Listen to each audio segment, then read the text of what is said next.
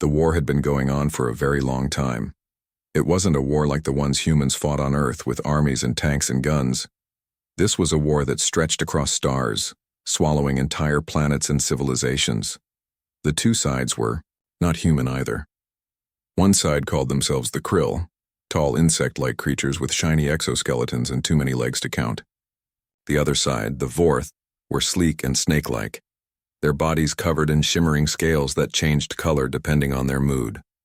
They hated each other so much that they couldn't even sit in the same room without wanting to destroy one another.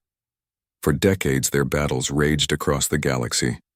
Planets burned, suns dimmed, and countless lives were lost.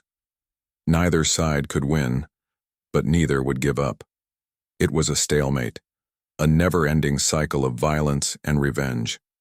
And all this happened far away from Earth, where humans lived peacefully, unaware of the chaos happening light years away.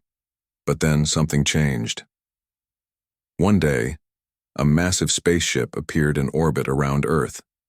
It wasn't small or ordinary. It was enormous, bigger than anything humanity had ever seen. People looked up at the sky, pointing and whispering. Some thought it was an asteroid. Others believed it was the end of the world. Governments scrambled to figure out what was happening. Scientists worked tirelessly to analyze the ship, but no one could explain why it was there or who had sent it. Inside the spaceship, things were already moving forward. Representatives from both the Krill and the Vorth gathered in a large chamber, filled with glowing holograms and strange symbols floating in midair.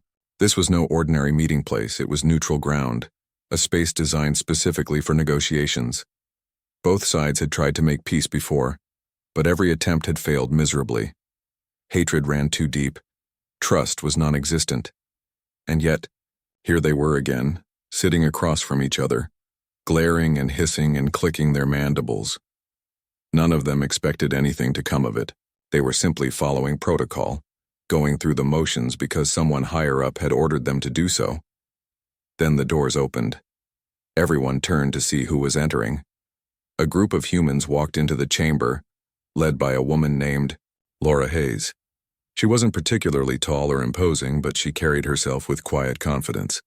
Her brown hair was tied back neatly, and her sharp green eyes scanned the room as if memorizing every detail.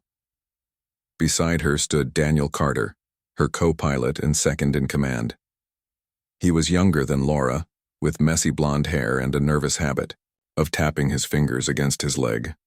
Behind them were three others: Emily Brooks, a brilliant astrophysicist, Sarah Mitchell, a linguist who specialized in alien languages, and Michael Ross, a medic trained to handle emergencies. Together they formed a small delegation representing humanity. None of them had asked for this mission, but here they were, stepping into a conflict that wasn't theirs to solve. The room fell silent as the humans approached.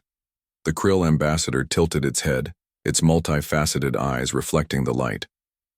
"Why are you here?" it demanded in a voice that sounded like grinding metal. "This is no place for primitives." Laura didn't flinch. She took a deep breath and stepped forward. "We're here because your war has come too close to our home," she said calmly. "And maybe we can offer something you haven't tried yet." The Vorth ambassador let out a low hiss. Its forked tongue flicked in and out as it studied the humans. "You think you can stop us? You who know nothing of our struggles?" "We don't claim to understand everything," Laura admitted. "But we've learned a few things about survival, about finding ways to move forward when all seems lost. Maybe we can help." Daniel shifted uncomfortably beside her. He didn't like being surrounded by these towering, dangerous creatures. Every instinct told him to run, to get as far away as possible. But he stayed put, reminding himself that they were here for a reason. Earth needed them to succeed. The Krill and the Vorth exchanged glances. They weren't convinced, but they also weren't ready to dismiss the humans outright. After all, this was neutral ground, and rejecting the newcomers might look bad in front of the mediators overseeing the meeting. "Very well," the Krill ambassador finally said. "Speak. Tell us what you think you can offer." Laura nodded. She signaled for Emily to step forward.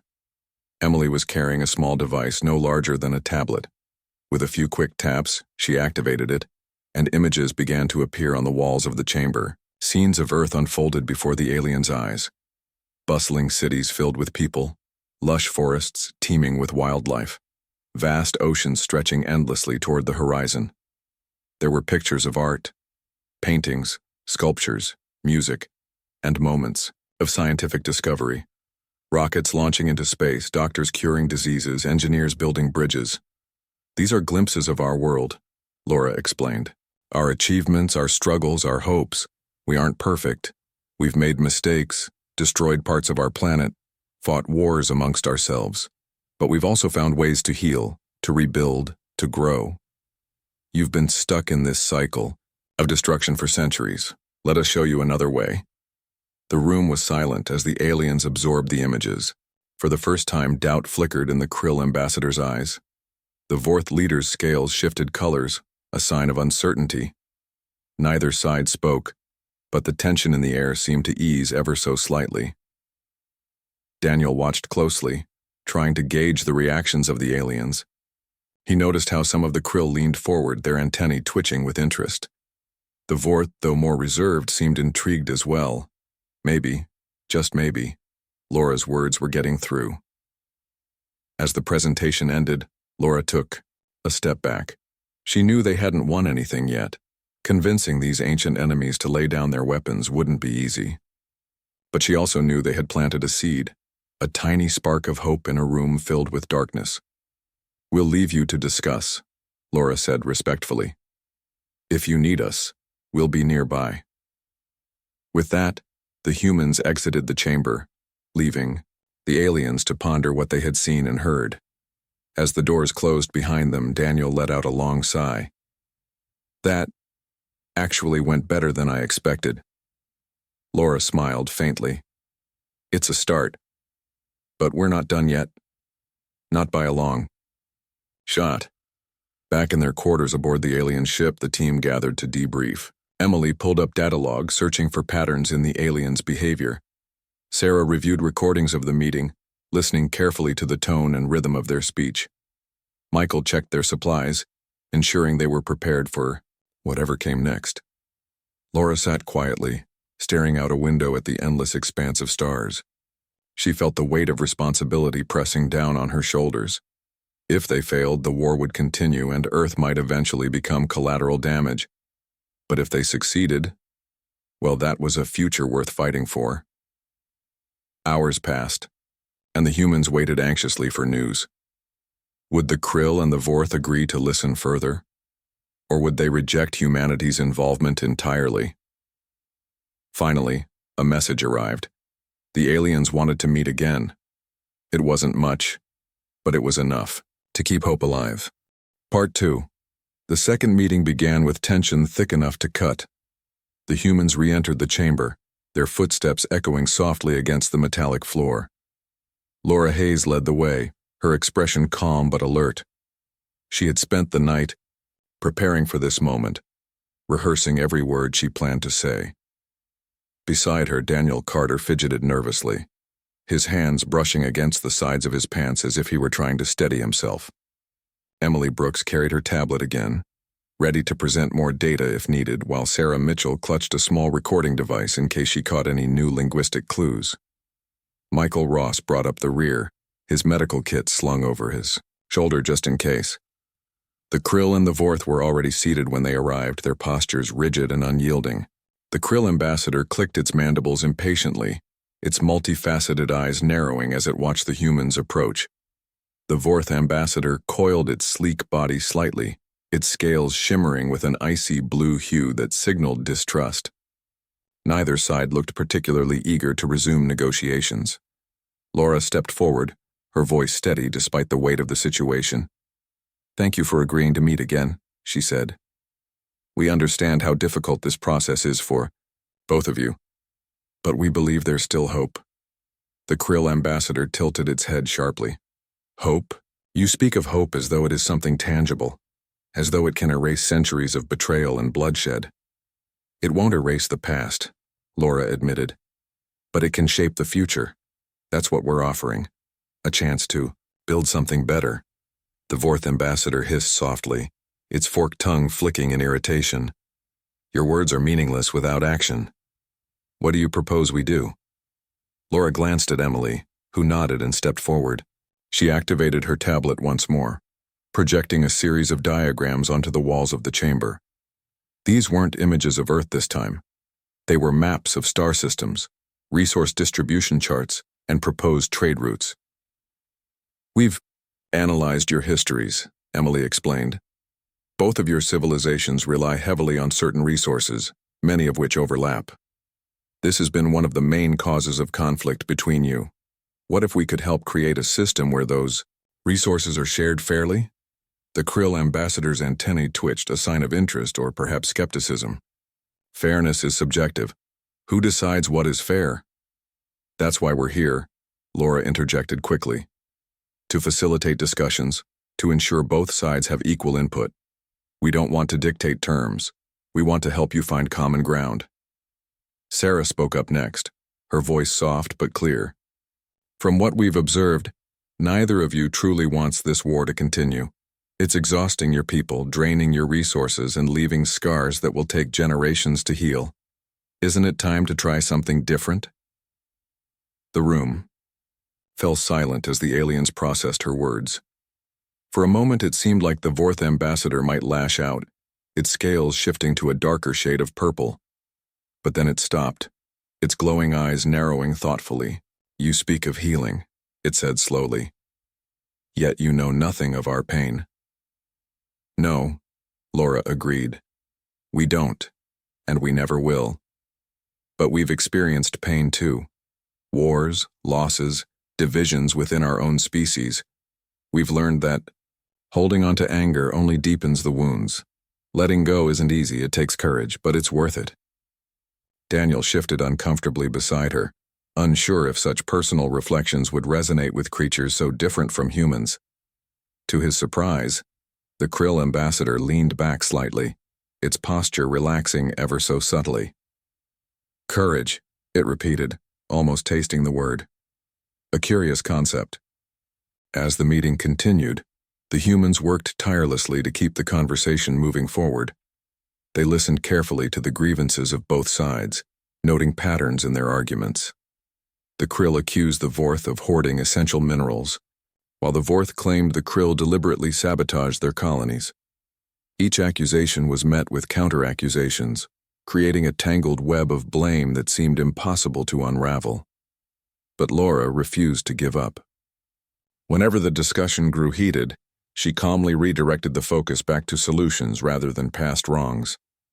What matters now is not who did what, she reminded them. It's about finding a path forward. Can we agree on that much? Slowly, painfully, progress began to inch along. The Krill ambassador reluctantly acknowledged that some of their actions may have provoked retaliation, while the Vorth leader admitted that their methods of acquiring resources had sometimes crossed ethical lines. These admissions were small, almost reluctant, but they marked the first real steps toward understanding. Meanwhile, tensions simmered outside the chamber as well. Daniel struggled to connect with the Vorth representatives during breaks. Their cold demeanor unnerved him, and he found it hard to read their emotions through their constantly shifting scales. He confided in Sarah one evening after another grueling session. I don't get them, he admitted, running a hand through his messy blonde hair. They're so detached. Like they don't care about anything except winning. They care, Sarah replied gently. But they express it differently. Their language is full of metaphors related to survival and dominance. To them, showing vulnerability is a weakness. That's why they seem so distant. Daniel frowned. So how do we break through? We keep talking, Sarah said firmly. Even if it feels like we're getting nowhere, sometimes just being heard makes all the difference. Inspired by her words, Daniel decided to make an effort. During the next break, he approached one of the junior Vorth delegates, a smaller, less intimidating figure than the ambassador, and asked about their culture. At first, the creature regarded him with suspicion, its tongue flicking rapidly. But when Daniel mentioned Earth's oceans, something sparked in its glowing eyes. You admire water? it asked, its tone softer than before. Yes, Daniel replied, smiling cautiously. It's peaceful, beautiful. The fourth delegate hesitated, then nodded. Water sustains life. Without it, even the strongest cannot survive. Their conversation was brief, but it left a lasting impression on Daniel. For the first time, he saw the Vorth not as enemies, but as beings capable of curiosity and connection. It was a small victory, but it gave him hope.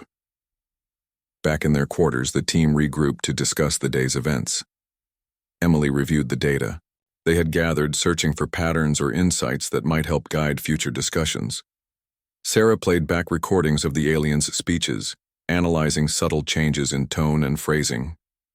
Michael checked their supplies, ensuring everyone was physically prepared for the long days ahead. Laura sat quietly, reflecting on the challenges they faced. Negotiating peace between two ancient enemies was no easy task, especially when those enemies viewed humanity as insignificant. But she couldn't shake the feeling that they were making progress, however incremental it might be. That night, as she lay in bed staring at the ceiling, Laura replayed the day's conversations in her mind. She thought about the Creel ambassador's hesitant acknowledgement of fault and the Vorth leader's admission of questionable tactics.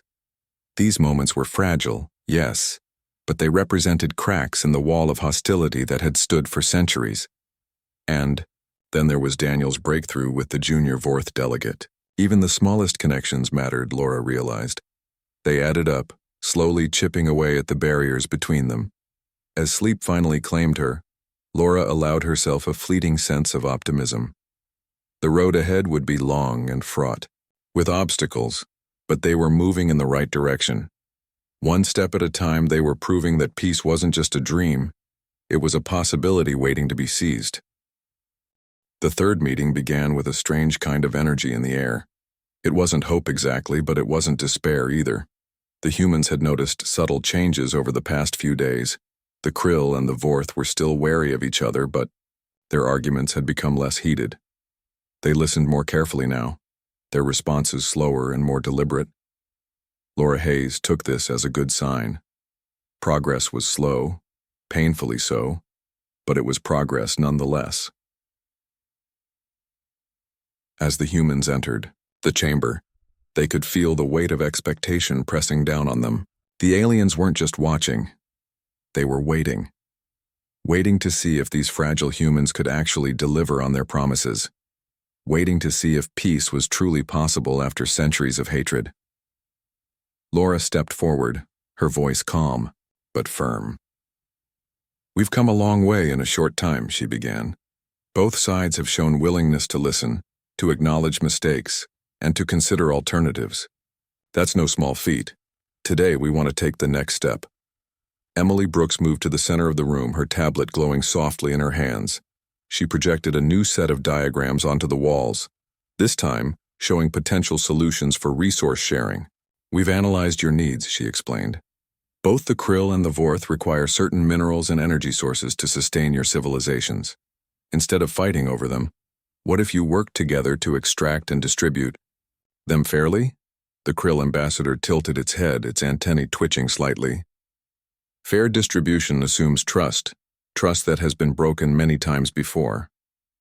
"We understand," Laura said quickly. "Trust isn't built overnight, but it starts with small actions. For example, what if we established neutral zones where both sides could oversee resource extraction? Zones monitored by an independent party, perhaps even us temporarily, to ensure transparency?" The Vorth ambassador hissed softly, its scales shifting to a pale green. "You would involve yourselves directly? Why should we believe you have our best interests at heart?" "Because our survival depends on yours," Daniel Carter spoke up unexpectedly. All eyes turned to him, including those of his teammates. He swallowed nervously but continued. "If your war keeps going, it'll spread closer to Earth. We're not here because we think we're better than you. We're here because we don't want to lose everything."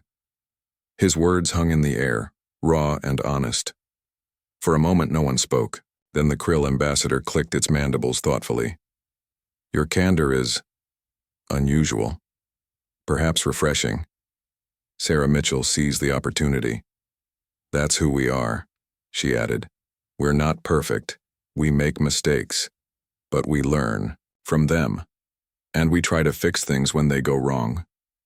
The Vorth ambassador coiled its body slightly, its glowing eyes narrowing. You speak of fixing things, yet you do not know the depth of our grievances. No, we don't, Laura admitted, and we never will.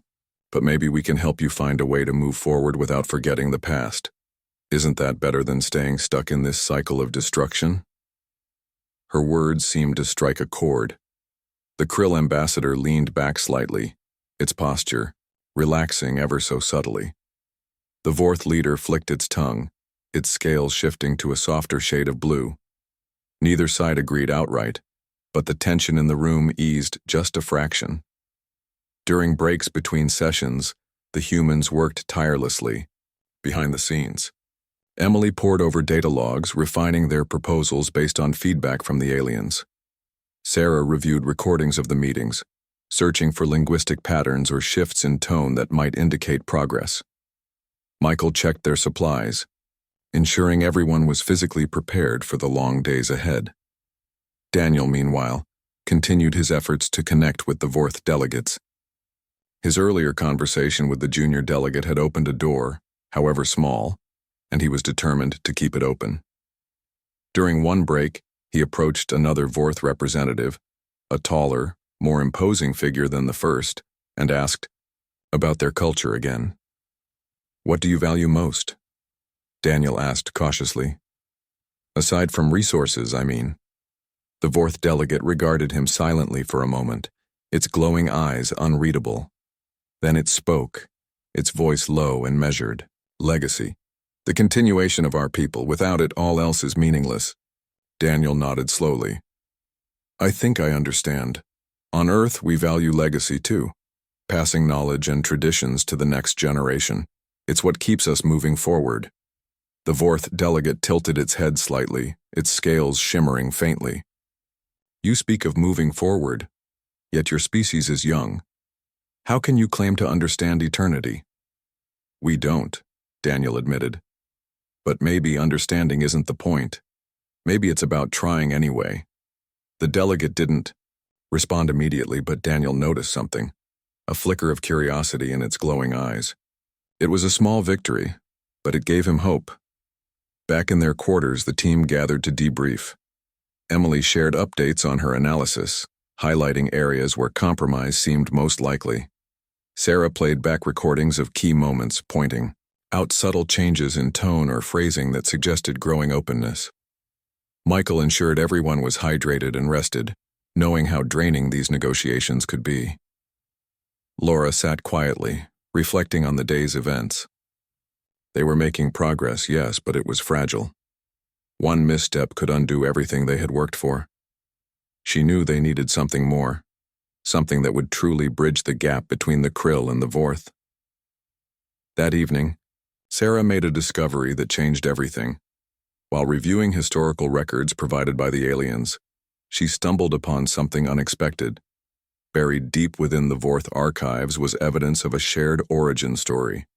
Long ago, before their civilizations diverged, the Krill and the Vorth had lived harmoniously on the same planet. Over time, misunderstandings and resource scarcity drove them apart. But for centuries, they had thrived together, building cities and forging alliances. Sarah brought this revelation to Laura immediately. This could be it, she said excitedly. Proof that they were once allies. If we present this to them, maybe it'll remind them of what they've lost. Laura nodded, her mind racing. It's risky. They might reject it outright, but if it works, it could change everything, Sarah finished. The next day, during the fourth session, Laura decided to take the risk. As the meeting began, she signaled for Emily to project the newly discovered records onto the walls of the chamber. Images of ancient cities appeared, populated by both Krill and Vorth working side by side. Symbols and artifacts from a shared culture filled the room, casting soft glows across the faces of the aliens. This is your history, Laura said firmly. Before the war, before the hatred, you were one people. You built something remarkable together.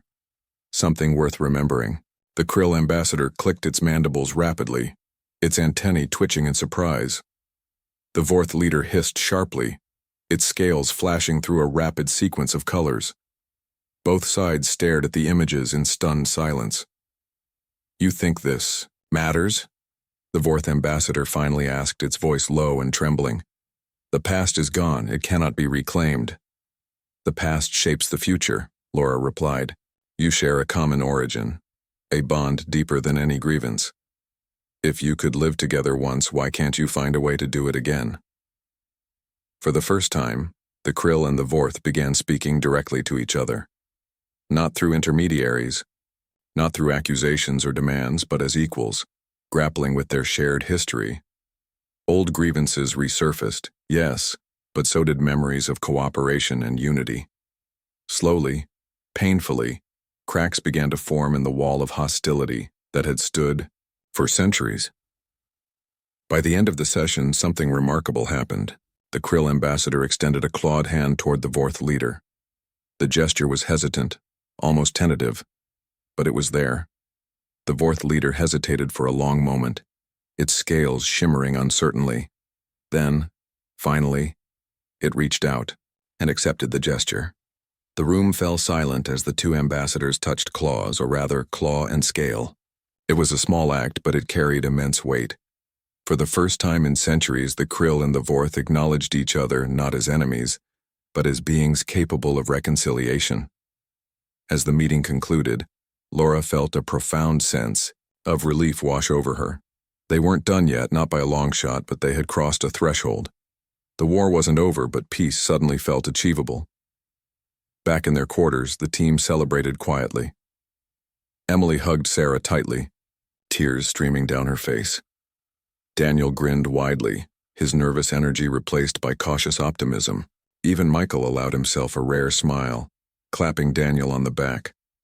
Laura watched her team with quiet pride. They had faced impossible odds and refused to give up.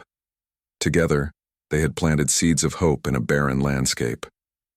And though challenges lay ahead, she knew they had already accomplished something extraordinary.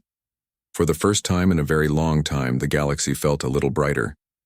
The final meeting began with a sense of anticipation that filled the chamber. The humans entered quietly, their steps measured and deliberate. Laura Hayes led the way, her expression calm but alert. Behind her, Daniel Carter walked with a newfound confidence, while Emily Brooks carried her tablet ready to present the last pieces of their proposal. Sarah Mitchell held her recording device close, capturing every word and gesture. Michael Ross brought up the rear, his medical kit slung over, his shoulder as always. The Krill and the Vorth were already seated when they arrived. Their postures had changed subtly since the previous sessions. The Krill ambassador no longer leaned forward aggressively, its mandibles clicking less frequently. The Vorth leader's scales shimmered in softer hues, signaling a calmer demeanor. Both sides seemed more open, more willing to listen. Laura stepped forward, her voice steady. "We've come a long way together," she began. "Both of you have shown courage and strength by sitting here, by choosing to face the past instead of running from it. Today, we want to finalize the steps needed to move forward." Emily activated her tablet, projecting a detailed plan onto the walls. The diagrams showed neutral zones for resource extraction, trade routes designed to benefit both sides, and a system for resolving disputes peacefully. "This is our proposal," she explained. "It's built on fairness, transparency, and mutual respect.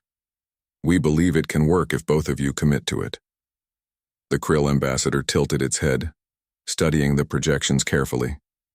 "Fairness is a concept we understand," it said slowly. "But fairness requires trust. How do we ensure neither side will betray the other?" "That's where oversight comes in," Laura replied. "Neutral parties, like us temporarily, can monitor the process. Over time, as trust grows, you can take full control. This isn't about dependence, it's about giving you the tools to succeed." The Vorth ambassador coiled its body slightly, its glowing eyes narrowing. You speak of tools, but what of consequences? What happens if one side breaks the agreement? Accountability. Daniel spoke up, surprising even himself. If someone violates the terms, there needs to be a clear process for addressing it. Not punishment, but resolution. A way to fix things without resorting to violence. The Vorth leader flicked its tongue thoughtfully, its scales shifting to a pale green. Resolution instead of revenge. An interesting idea. Sarah stepped forward, her voice soft but firm. It's not just an idea, it's a choice. A choice to break the cycle that's trapped you both for centuries. You've already taken the first step by acknowledging your shared history. Now it's time to take the next. The room fell silent as the aliens absorbed her words. For a moment, it seemed like the fragile progress they had made might crumble under the weight of doubt. But then the Krill ambassador clicked its mandibles softly, breaking the tension. Perhaps it is time, it said. Time to try something different. The Vorth leader hissed softly, its scales shimmering faintly. Agreed. Let us proceed. With those words, the final negotiations began. The humans worked tirelessly to address every concern, every potential obstacle. They listened carefully to the Krill's fears about resource scarcity and the Vorth's worries about territorial security. Together, they crafted compromises that honored both sides' needs while ensuring fairness. By the end of the session, the agreement was complete. It wasn't perfect, no solution ever was, but it was a foundation. A starting point for rebuilding trust and cooperation. As the final document was signed, a profound sense of relief washed over the room. The Krill ambassador extended a clawed hand toward the Vorth leader once more. This time, the gesture was confident, unwavering. The Vorth leader reached out without hesitation, their touch symbolizing a new beginning. The humans watched silently, their hearts swelling with pride. When the meeting concluded, the Krill ambassador approached Laura. Its multifaceted eyes reflected the light as it studied her closely. You're kind. You are unusual, it said. We underestimated you. Laura smiled faintly. Sometimes outsiders see things insiders can't. The Vorth leader added, its voice low and measured. You have given us hope. A chance to heal what has been broken. It's your chance, Laura replied. We're just here to help. As the humans prepared to leave the alien ship, they were greeted with gratitude, not just from the Krill and the Vorth, but from the mediators who had overseen the negotiations. You have done what many believed impossible, one of them said. You have shown that peace is possible, even in the darkest of times. Back on Earth, news of the successful intervention spread quickly. People gathered in streets and squares, celebrating the end of the Galactic War. Laura and her team received a hero's welcome, though Laura herself shied away from the attention. She didn't see herself as a hero, just as someone who had done her part. In the weeks that followed, the Krill and the Vorth sent emissaries to Earth to continue rebuilding their relationship. They marveled at human achievements, from art and science to the simple act of coming together despite differences. Slowly, trust began to grow, not just between the two alien species, but between them and humanity as well. One evening, Laura stood in her backyard, gazing up at the stars. The sky was clear, dotted with countless pinpricks of light. She felt a deep sense of gratitude for the opportunity to make a difference, for the reminder that even the longest wars could end within hours when approached with courage and compassion. Daniel joined her, holding 2 cups of coffee. He handed one to her and smiled. We did it, he said simply. We helped, Laura corrected. They're the ones who made the choice to change. Daniel nodded, sipping his coffee. Still feels good, though. It does, Laura agreed. She turned her gaze back to the stars, feeling a quiet optimism about the future. The galaxy was vast, full of mysteries and challenges yet to be faced. But for now, at least, it felt a little less daunting, a little brighter. And as the night stretched on, Laura allowed herself to believe in the possibility of peace, in the resilience of life, and in the power of small actions to create big changes. Part 5. The days following the signing of the agreement were filled with cautious optimism. The Krill and the Vorth had agreed to work together, but everyone knew that peace wasn't something that could be achieved overnight. It would take time, effort, and constant vigilance to ensure the fragile truce didn't collapse under the weight of old grievances. The humans, though eager to return home, stayed aboard the alien ship for a little while longer to help oversee the initial stages of implementation. Laura Hayes led the team as they worked alongside the aliens, ensuring that every detail of the agreement was followed. Emily Brooks reviewed resource distribution plans, double-checking calculations to make sure both sides received their fair share. Sarah Mitchell acted as a mediator during discussions, her understanding of alien languages proving invaluable in smoothing over misunderstandings. Michael Ross tended to minor injuries and health concerns, making sure everyone stayed physically well during the stressful transition period. And Daniel Carter continued his efforts to build personal connections, finding small ways to bridge the gap between the Krill and the Vorth. One morning, Laura gathered the team in their quarters for a quick meeting before heading to the chamber where negotiations were still ongoing. "We've made incredible progress," she began, her voice calm but firm. "But we can't let our guard down yet. The hardest part isn't agreeing to peace, it's maintaining it." Emily nodded, tapping on her tablet. "I've been monitoring the resource-sharing process. So far, so good. Both sides are sticking to the plan, but tensions are still high." Sarah added, "Their body language is improving, though. The Vorth aren't coiling defensively as much, and the Krill have stopped clicking their mandibles aggressively. That's a positive sign." Michael chimed in. "Physically, everyone seems okay. Stress levels are high but manageable.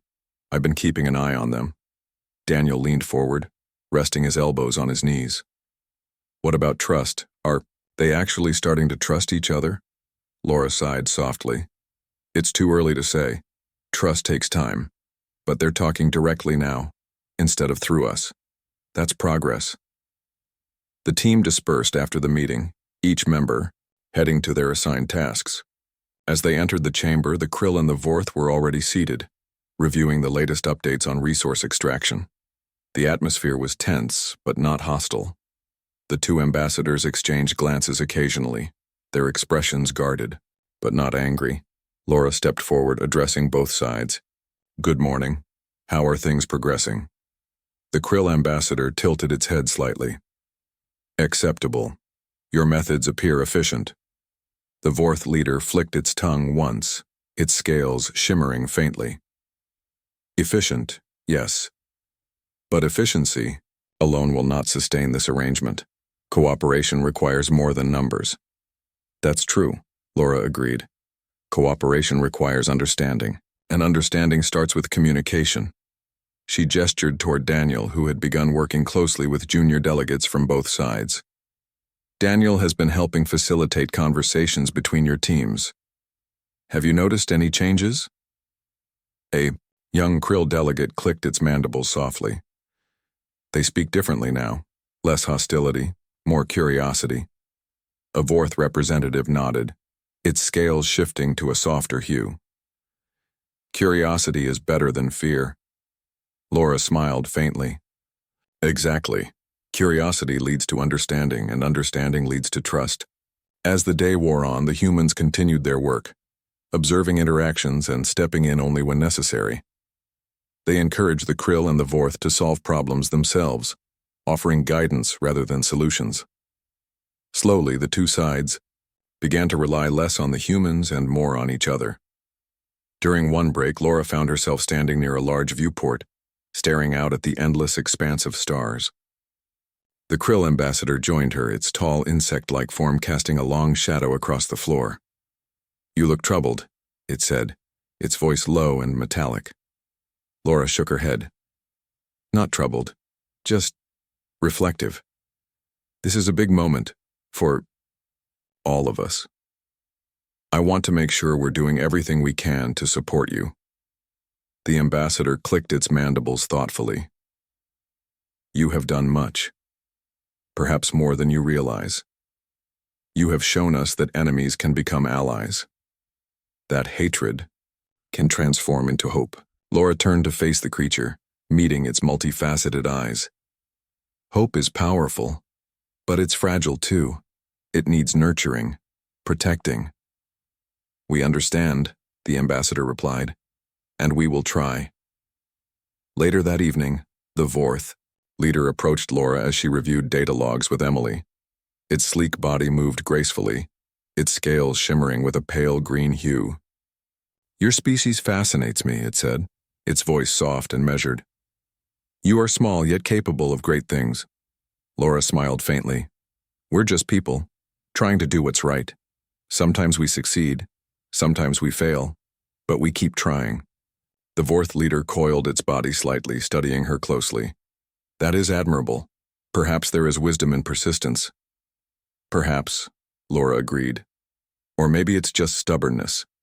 The Vorth leader hissed softly, a sound that might have been laughter.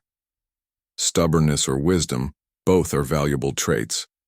As the days passed, the humans prepared to leave the alien ship and return to Earth. Their mission was complete, but their work wasn't entirely done. They had planted seeds of peace, but it would be up to the Krill and the Vorth to nurture them. Before departing, Laura addressed both sides one final time. You've taken the first steps toward a new future, she said, her voice steady. It won't always be easy. There will be challenges, disagreements, moments of doubt. But remember why you started this journey. Remember the hope you felt when you chose peace over war. The Krill ambassador clicked its mandibles softly. We will remember. The Vorth leader flicked its tongue once. And we will honor your efforts.